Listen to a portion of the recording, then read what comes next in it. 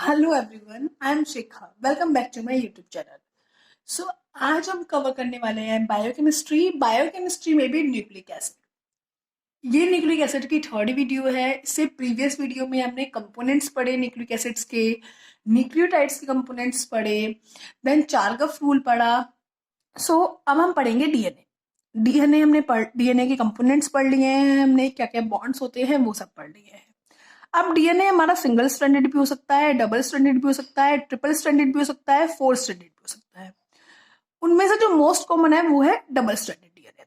Double stranded हमारा right handed helical conformation हो सकती है। वो हेलिक्स जो बना रहा है वो राइट हैंडेड बना रहा है, या वो हेलिक्स लेफ्ट हैंडेड बना रहा है, उसकी हेलिकल कॉन्फॉर्मेशन जो है वो लेफ्ट हैंडेड है। जो राइट हैंडेड हेलिकल कॉन्फॉर्मेशन है हमारी, वो ए हो सकती है, बी हो सकती है, सी हो सकती है। लेफ्ट हैंडेड हेलिकल कॉन्फॉर्मेशन जो है वो जेड है। इसके रिगार्डिंग क्वेश्चंस आते हैं सीएसआईआर में, डिफरेंट डिफरेंट फॉर्म्स में कंपैरिजन पूछे जाते हैं ये सब। हम पढ़ते हैं बी फॉर्म डीएनए की। B form most predominant and stable conformation होती है। सबसे ज्यादा जो मिलती है हमें नॉर्मल लिविंग ऑर्गेनिज्म में, वो मिलती है हमें B form of DNA. B form of DNA जो है प्रीडोमिनेंट है, स्टेबल कॉन्फॉर्मेशन है, राइट हैंडेड हेलिकल कॉन्फॉर्मेशन है उसमें। उसका डायमीटर जो है वो 20 एंगस्ट्रॉन्ग है, डबल स्ट्रैंडेड है, राइट हैंडेड है, एंटी पैरेलल है। एंटी पैरेलल मीन्स एक इफ स्ट्रैंड होगा 3' to 5', तो दूसरा स्ट्रैंड होगा हमारा 5' to 3'। Watson Crick base pairing होती है इसमें। वॉटसन क्रिक बेस पेयरिंग कौन सी होती है? ए एंड टी के बीच में, सी एंड जी के बीच में। ए एंड टी के बीच में जो पेयरिंग होती है वो 6 and 4 के बिटवीन होती है, पोजिशन के बिटवीन। 1 and 3 पोजिशन के बिटवीन होती है। जी एंड सी में जो पेयरिंग होती है वो हमारी 6 and 4 के बिटवीन, 1 and 3 के बिटवीन, 2 and 2 के बिटवीन। इन पोजिशंस के बिटवीन हमारी पेयरिंग होती है ए एंड टी में and G and C. Glycosidic bond जो प्रेजेंट होता है वो एंटी प्रेजेंट होता है। इससे प्रीवियस वीडियो में मैंने बताया है कि ग्लाइकोसिडिक बॉन्ड हमारा कौन कौन से टाइप के होते हैं हमारे। एंटी होता है हमारा, सिन होता है हमारा। तो जो इसमें ग्लाइकोसिडिक बॉन्ड प्रेजेंट होता है वो हमारा इसमें एंटी प्रेजेंट होता है हमारा, बिकॉज ये हमारा दो एंटी पैरेलल है, इनके बीच में ग्लाइकोसिडिक बॉन्ड बनेगा। इनके ये हमारा जो हाइड्रोजन बॉन्ड बनेगा वो इनके बिटवीन बनेगा। मीन्स ये हमारा शुगर एंड फॉस्फेट है, एंड इस तरफ हमारा उससे अलग हटके हमारा क्या आ रहा है, उससे अलग हटके हमारा यहाँ पे बेस पेयर आ रहा है।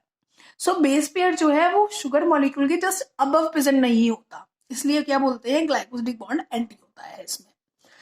शुगर पकड़िंग जो होती है वो सेकेंड डैश एंडो पे होती है। शुगर पकड़िंग क्या होती है वो भी सब हम डिस्कस कर चुके हैं हमारी प्रीवियस वीडियो में। इसमें जब भी हमारा ये हेलिकल फॉर्म बनाते हैं हमारे, तो ये इसमें हमारा एक माइनर ग्रुप होता है और एक मेजर ग्रुप होता है। एक मेजर ग्रुप होता है, एक माइनर ग्रुप होता है। मेजर ग्रुप हमेशा ब्रॉड एंड डीप होता है, minor group always narrow and deep होता है। एंड जिस साइड प्यूरिन का N7 प्रेजेंट है उस साइड समझ लीजिए मेजर ग्रुप है, एंड जिस साइड प्यूरिन का N3 प्रेजेंट है उस साइड माइनर ग्रुप है। जैसे हम यहाँ देख सकते हैं कि हमारा मेजर ग्रुप वहां है जहाँ N7 प्रेजेंट है, एंड माइनर ग्रुप वहां है जहाँ N3 प्रेजेंट है प्यूरिन का। ये हमारा A form, B form, Z form, इनमें डिफरेंस है कि हमारा ए फॉर्म राइट हैंडेड है, बी राइट हैंडेड है, तो जेड लेफ्ट हैंडेड है। ए में हमारा 1 बेस पेयर का रिपीटिशन हो रहा है, बी में भी 1 बेस पेयर का रिपीटिशन हो रहा है, तो जेड में 2 बेस पेयर का रिपीटिशन हो रहा है। हमारा ए एंड बी में ग्लाइकोसिडिक बॉन्ड एंटी है, तो हमारा जेड फॉर्म में हमारा एंटी है प्रिमिडीन के लिए एंड प्यूरिन के लिए सिन है। डायमीटर में डिफरेंस, मेजर ग्रुप कैसा है, माइनर ग्रुप कैसा है, इनमें डिफरेंस, शुगर पकरिंग में डिफरेंस। इनसे regarding question every time CSIR में आता है। A B and Z DNA के कॉन्फॉर्मेशन में डिफरेंस एवरी टाइम आता है, 2 मार्क्स में भी एंड 4 मार्क्स में भी सीएसआईआर में। अब क्या होता है जेड कॉन्फॉर्मेशन। इफ हम जेड कॉन्फॉर्मेशन की बात करें तो जेड कॉन्फॉर्मेशन हमारा डबल स्ट्रैंडेड है एंड हमारा एंटी पैरेलल है इसमें लेफ्ट, बट ये लेफ्ट हैंडेड हेलिकल स्ट्रक्चर है, और इसमें रिपीटिंग यूनिट जो है वो डाइन्यूक्लियोटाइड है, मोनोन्यूक्लियोटाइड नहीं है। अब ये जो जेड कॉन्फॉर्मेशन है, ये जेड कॉन्फॉर्मेशन कब बनती है हमारी बॉडी में? कब ऐसी कंडीशन, मतलब क्या कंडीशन होंगी जब वो डीएनए जो है वो बी कॉन्फॉर्मेशन लेने की बजाय, बी सबसे ज्यादा कॉमन है, ए भी प्रेजेंट होती है, बट बी कॉन्फॉर्मेशन लेने की बजाय वो हमारे क्या ले ले, जेड ले ले, तो कौन कौन सी कंडीशन होती है? फर्स्ट क्राइटेरिया होता है कि इफ हमारा अल्टरनेटिव मैनर में प्यूरिन एंड प्रिमिडीन प्रेजेंट है डीएनए में, अल्टरनेटिव मैनर में प्यूरिन प्रिमिडीन है, एक प्यूरिन है देन फिर प्रिमिडीन है, एक प्यूरिन है फिर प्रिमिडीन है, अल्टरनेटिव मैनर में हमारे प्यूरिन एंड प्रिमिडीन प्रेजेंट हैं हमारे, तो हमारी क्या होगी, ये जेड कॉन्फॉर्मेशन ले लेगा। प्यूरिन प्रिमिडीन में भी हमारे जीसी, एक जी है फिर सी है, एक जी है फिर सी है, जी क्या है हमारा प्यूरिन एंड सी क्या है pyrimidine. If GC GC GC GC ऐसे होगा तो ज्यादा चांस है हमारे कि किसके आने के, जेड कॉन्फॉर्मेशन आने के। एसी होगा जब भी आ सकता है, बट जीसी होगा तो ज्यादा चांस है हमारे किसके, जेड कॉन्फॉर्मेशन लेने के, कि डीएनए जेड कॉन्फॉर्मेशन ले ले। सेकंड आता है हमारा कि इफ डीएनए ऐसी कंडीशन में रखा है, ऐसे एनवायरमेंट में रखा है जिसमें Na पॉजिटिव सोडियम आयन की कंसेंट्रेशन बहुत हाई है, तो भी हमारे मोर चांस है कि वो क्या ले ले, जेड कॉन्फॉर्मेशन ले ले। थर्ड सिचुएशन है हमारा कि इफ हमारा डीएनए नेगेटिव सुपरकॉइल्ड हो जाता है। अब सुपरकॉइलिंग क्या होती है, ये सब हम आगे वीडियोस में पढ़ेंगे कि सुपरकॉइलिंग क्या होती है। इफ हमारा डीएनए बहुत ज्यादा नेगेटिव सुपरकॉइल्ड हो जाए, नेगेटिव सुपरकॉइल्ड हो जाए मतलब अनवाइंड हो जाए, तो भी हमारा चांसेस है कि अब वो जेड कॉन्फॉर्मेशन ले ले। फोर्थ सिचुएशन आती है कि डीएनए जो है वो मिथाइलेटेड हो जाए साइटोसिन पोजीशन पे।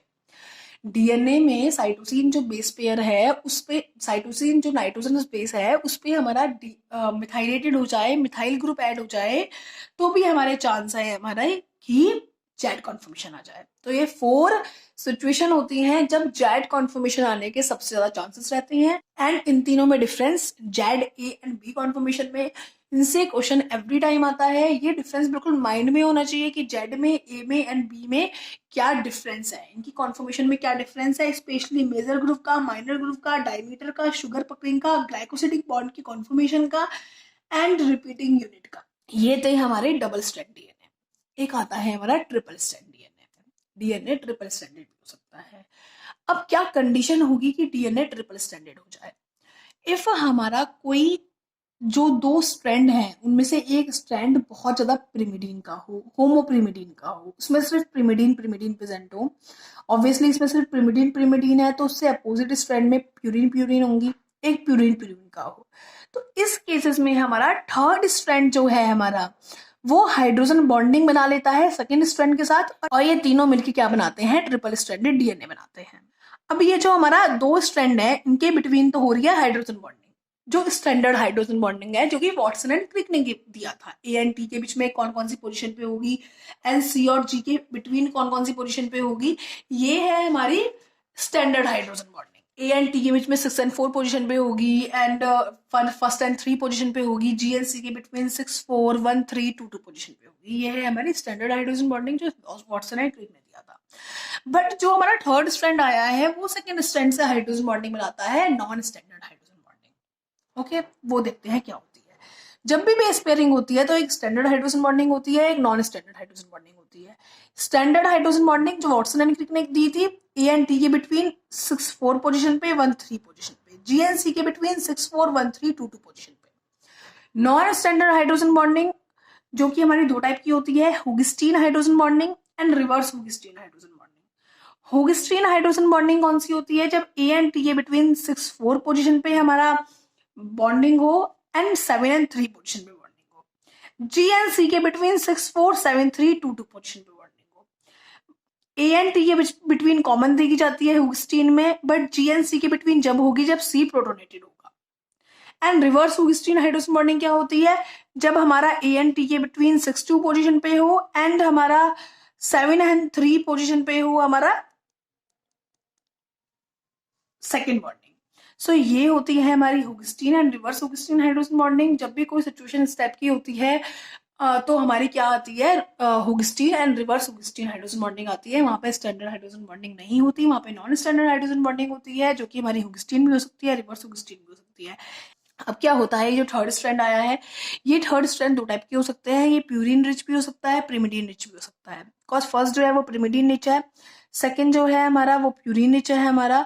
अब ऐसा भी हो सकता है कि ये हमारा प्यूरिन रिच हो या प्रिमिडीन रिच हो। ओके, तो इफ हमारा ये जो स्ट्रैंड है हमारा, ये हमारा प्यूरिन रिच होता है, इफ जो हमारा थर्ड स्ट्रैंड आया है वो प्यूरिन रिच होता है तो इसका एंटी पैरेलल अरेंजमेंट होता है और ये रिवर्स हुगिस्टीन हाइड्रोजन बॉन्डिंग दिखाता है। अब आप खुद सोचिए, प्यूरिन के साथ प्यूरिन आ रहा है तो सब कुछ उल्टा उल्टा हो रहा है, तो इसलिए हमारा एंटी पैरेलल अरेंजमेंट होगा, anti and reverse Hoogsteen hydrogen bonding दिखाएगा। ये माइंड में याद रखने का तरीका है।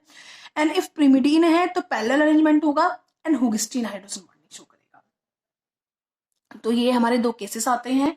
अब क्या होता है, ट्रिपल स्ट्रैंडेड फॉर्म भी टू टाइप्स की होती है, इंटरचेन, इंट्राचेन। इंटरचेन में हमारे दो डबल स्ट्रैंडेड डीएनए इन्वॉल्व होते हैं।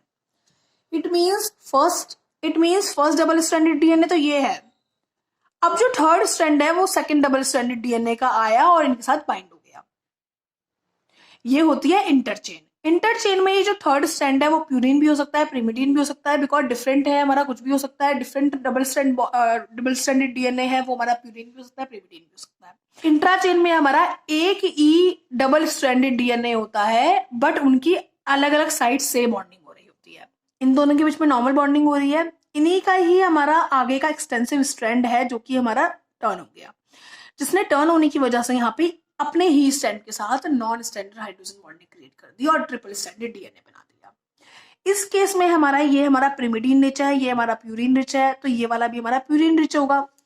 ये एक ही है, प्रिमिडीन रिच, प्यूरिन रिच, तो ये भी हमारा प्यूरिन रिच होगा, ये प्रिमिडीन रिच होगा। तो इनमें जो हाइड्रोजन बॉन्डिंग होती है हमारी थर्ड स्ट्रैंड जो आता है इनमें वो प्यूरिन रिच आता है, एंटी पैरेलल अरेंजमेंट होता है, रिवर्स हुगिस्टीन हाइड्रोजन बॉन्डिंग होती है।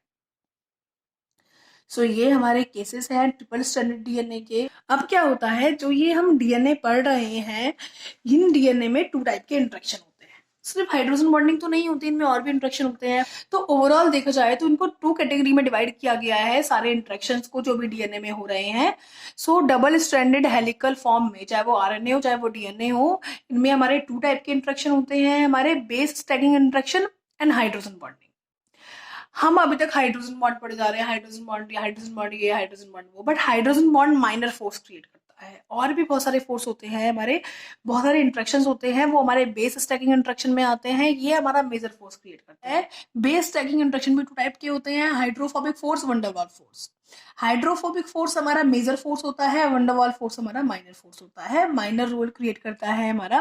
तो इट मीन्स सबसे मेन मेजर रोल क्रिएट कर रहा है वो कौन कर रहा है, हाइड्रोफोबिक फोर्स। हाइड्रोफोबिक फोर्स सबसे ज्यादा मेजर रोल क्रिएट कर रहा है हमारा डीएनए में या आरएनए में डबल स्ट्रैंडेड हेलिकल फॉर्म में जो भी इंट्रैक्शन हो रहे हैं उनमें। Base stacking interaction major force है और हाइड्रोजन बॉन्ड माइनर फोर्स है।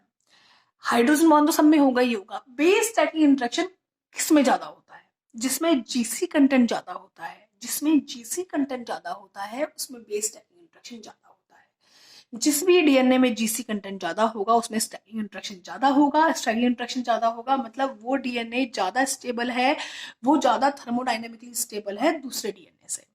मीन्स हमारे पास ए एंड बी दो हैं, हमारा इसका जीसी कंटेंट हमारा 80% है, इसका जीसी कंटेंट हमारा 30% है, तो ये थर्मोडायनेमिकली स्टेबल ज्यादा होगा बिकॉज इसमें जीसी कंटेंट हाई है। जीसी कंटेंट की वजह से बेस स्टैकिंग इंट्रैक्शन ज्यादा होता है। जो हमारा मेजर है, जो कि हमारा मेजर फोर्स है वही ज्यादा है, तो हमारा डीएनए ज्यादा थर्मोडायनेमिकली स्टेबल होगा। अब क्या देखा गया, एक कंडीशन देखी गई कि हमारा एक डबल स्ट्रैंडेड डीएनए है, एक डीएनए आरएनए है, एक डबल स्ट्रैंडेड आरएनए है। इन सबका जीसी कंटेंट एकदम सेम है, इन सबका लेंथ सेम है, बेस पेयर सेम है, सब कुछ सेम है। बट ये देखा गया कि जो डबल स्ट्रैंडेड आरएनए है वो ज्यादा स्टेबल है और डीएनए आरएनए का जो हमारा हाइब्रिड है वो उससे लेस स्टेबल है, और सबसे लेस स्टेबल है डबल स्ट्रैंडेड डीएनए एक नॉर्मल कंडीशन में। इसका प्रूफ अभी नहीं है बट ये एक्सपेरिमेंटली फाइंड किया गया है कि double stranded DNA less stable होता है डबल स्ट्रैंडेड आरएनए से नॉर्मल कंडीशन में। बट इफ अल्कलाइन कंडीशन देखी जाए, अल्कलाइन कंडीशन के वक्त अल्कलाइन कंडीशन में आरएनए अनस्टेबल होता है, डीएनए स्टेबल होता है। क्यों? बिकॉज आरएनए जो है उस पर सेकेंड पोजिशन पे OH ग्रुप है। अल्कलाइन कंडीशन में ये जो OH ग्रुप है ये H लीव करके, H डोनेट करके O नेगेटिव बना लेता है, और ये जो O नेगेटिव है ये अटैक करता है किस पे, फॉस्फोडाइस्टर बॉन्ड पे। ये हमारा H जो है ये हमारा फॉस्फोडाइस्टर बॉन्ड पे अटैक करता है हमारा, और हमारा जो सारे फॉस्फोडाइस्टर बॉन्ड होते हैं उनको ब्रेक कर देता है, और जो आरएनए है हमारा उसको ब्रेक कर देता है, उसकी स्टेबिलिटी लूज कर देता है। तो वैसे देखा जाए नॉर्मल कंडीशन में तो हमारा डबल स्ट्रैंडेड डीएनए कम स्टेबल है और डबल स्ट्रैंडेड आरएनए ज्यादा स्टेबल है। बट इफ हम एल्कलाइन कंडीशन में देखें तो हमारा आरएनए जो है वो अनस्टेबल है और डीएनए स्टेबल है। तो इस बात को माइंड में रखना है। फर्स्ट थिंग यहाँ से ये माइंड में रखनी है कि जीसी ज्यादा होंगे तो हमारा बेस स्टैकिंग इंटरेक्शन ज्यादा होगा, तो हमारा ज्यादा स्टेबिलिटी होगी। बट इफ जीसी सेम है और एक डीएनए है एक आरएनए है तो double stranded DNA thermodynamically unstable होगा, इतना स्टेबल नहीं होगा, और आरएनए स्टेबल होगा। बट जैसे ही अल्कलाइन कंडीशन आएगी तो हमारा आरएनए अनस्टेबल हो जाएगा और डीएनए स्टेबल होगा। तो ये था हमारा आज का वीडियो। इससे नेक्स्ट वीडियो में हम डीनेचुरेशन पढ़ेंगे, डीनेचुरेशन कैसे होता है, क्या क्या कंडीशन रिस्पॉन्सिबल होती है डीनेचुरेशन के लिए। So best of luck.